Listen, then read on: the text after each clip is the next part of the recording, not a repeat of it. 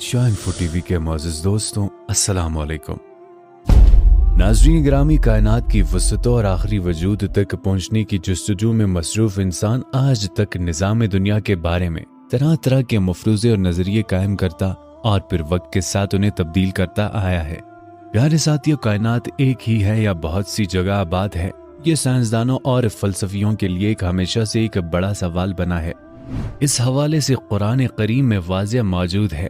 सूरह तलाक की आयत नंबर 12 में अल्लाह सुब्हानहू व तआला फरमाते हैं, वो अल्लाह ही तो है जिसने 7 ज़मीनें और 7 आसमान पैदा किए जिनमें इसके हुक्म उतरते रहते हैं, ताकि तुम लोग जान लो कि अल्लाह सुब्हानहू व तआला हर चीज पर कादिर है और ये कि वो अपने इल्म से हर चीज पर आयता किए हुए हैं। इसके बाद सूरह बकरा की आयत नंबर 29 के अंदर अल्लाह सुब्हानहू व तआला इरशाद फरमाते हैं, वही तो है जिसने सब चीजें जो जमीन में हैं तुम्हारे लिए पैदा की, फिर आसमान की तरफ मुतवज्जे हुए तो इसको ठीक 7 आसमान बना दिए और वो हर चीज से खबरदार है। इन आयत मुबारका से ये वाज़ेह हो जाता है कि वो आसमान जिसे हम अपनी ज़ाहिरी आंखों से आज देख रहे हैं वो महज एक आसमान तक महदूद नहीं है, बल्कि इसी तरह के और इससे मिलते जुलते 7 आसमान और कायनातें मौजूद हैं जो हमारी नजरों और सोच से बहुत दूर है। नाज़रीन गिरामी, इस हवाले से आज साइंसदान इस थ्योरी को सच साबित करने की कोशिशों में लगे हुए हैं कि हमारी दुनिया के अलावा और भी दुनिया आबाद हैं और क्या वहां भी हमारे जैसे मखलूक मौजूद है। अल्लाह सुब्हानहू व तआला अपने कलामुल्लाह में इस हवाले से इरशाद फरमाते हैं सूरह तलाक आयत नंबर 12 में, जो कि हम पढ़ चुके हैं। इस सूरह के हवाले से अहादीस की रोशनी में आपको बताता चलूं कि मुफस्सिर कुरान हजरत इब्ने अब्बास के पास एक शख्स आया और उसने सूरह तलाक की इस आयत की तफसीर पूछी। हजरत इब्ने अब्बास खामोश रहे। उस शख्स ने दोबारा इसरार किया और पूछा, क्या आप इसकी वजाहत करने से गुरेज क्यों करते हैं? इस पर हजरत इब्ने अब्बास ने कहा कि 7 जमीनों से मुराद हमारी जैसे ही 7 और जमीनें हैं। हर जमीन पर हमारे पैगंबर हजरत मोहम्मद मुस्तफ़ा सल्लल्लाहु अलैहि वसल्लम की तरह रसूल आए हैं। हजरत आदम की तरह वहां भी आदम, नूह की तरह नूह और दीगर पैगंबर माबूस हुए। नाज़रीन गिरामी, ये वो सवाल था जो आज से 1400 साल पहले एक शख्स ने हजरत इब्ने अब्बास से कुरान की वो तफसीर के बारे में पूछा था। प्यारे साथियों, आज साइंसदान इस सवाल का जवाब साइंसी तरीके से ढूंढने के लिए सर पकड़ बैठे हैं। डॉक्टर मॉरिस बुकाई की किताब बाइबल कुरान साइंस में उन्होंने लिखा है कि इनकी तहकीक के मुताबिक कुरान करीम में 7 का अदद कसरत से इस्तेमाल किया गया है, जैसे कि यूनानी और रूमी भी 7 के अदद को अपनी रूहानी और मजहबी उलूम में कसरत से जिक्र किया करते थे।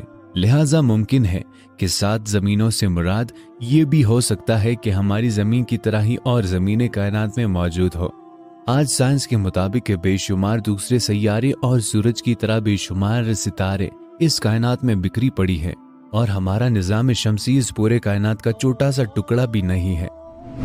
नाज़रीन, सूफिया कराम का भी यहाँ पर 7 जमीनों और 7 आसमानों और आदम और हव्वा का तस्वर मिलता है।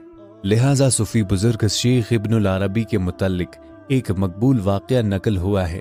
शेख इब्नुल अरबी फरमाते हैं कि मैंने एक मर्तबा एक ऐसी कौम के साथ बैतुल्लाह का तवाफ किया कि जिनको मैंने आज से पहले नहीं देखा था। उनमें से एक शख्स ने मुझसे कहा कि क्या तुम मुझे जानते हो? मैंने कहा नहीं। उसने कहा कि मैं तुम्हारे सबसे अवलीन अबो अजदाद में से हूँ। मैंने पूछा, तुम्हें मरे हुए कितना अरसा गुजर चुका है? उसने कहा 40,000 साल से कुछ अरसा ज्यादा। मैंने कहा, आदम अलैहिस्सलाम को तो इतना जमाना नहीं गुजरा। उसने कहा, तुम कौन से आदम की बात कर रहे हो?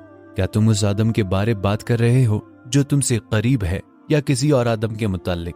लिहाजा शेख इब्नुल अरबी फरमाते हैं कि मैंने जब उसकी ये बात सुनी तो मुझे उस हदीस का तस्वुर हुआ कि इस कायनात में 7 जमीन, 7 आसमान और हर जमीन पर आदम और हवा भेजे गए थे। अहले हिकमत ने 7 आसमानों और उनकी खसूसियात को कुछ यूं जिक्र किया है कि जमीन से आसमानी दुनिया की और आसमान से दूसरे आसमान की मुसाफत 500 साल के सफर की दूरी के बराबर है। और इसी तरह हर आसमान का अपना अपना वॉल्यूम है। पहला आसमान दूध से भी ज्यादा सफेद है, लेकिन कोह काफ के सब्जे की वजह से ये हरा नजर आता है। इस आसमान का नाम है रुकैया। दूसरे आसमान का नाम फिदोम या माहून है और वो ऐसे लोहे का है जिससे रोशनी की शुआएं फूटती है। तीसरे आसमान का नाम मलकूत या हयून है और वो तांबे का है। चौथे आसमान का नाम जहीरा है और वो आंखों में खिराजी पैदा करने वाली सफेद चांदी से बना है। और 7वें आसमान का नाम लबिया दामिया है जो सुर्ख याकूत का है, उसी में बैतुल मामूर है। इसी तरह नबी आखिर ज़मा इमामुल अंबिया सल्लल्लाहु अलैहि वसल्लम का सफ़र मेराज इस बात का वाज़िह सबूत है कि हुजूर ने बुराक पर सफ़र करते हुए जिब्राइल अलैहिस्सलाम के साथ तमाम आसमानों को पार किया।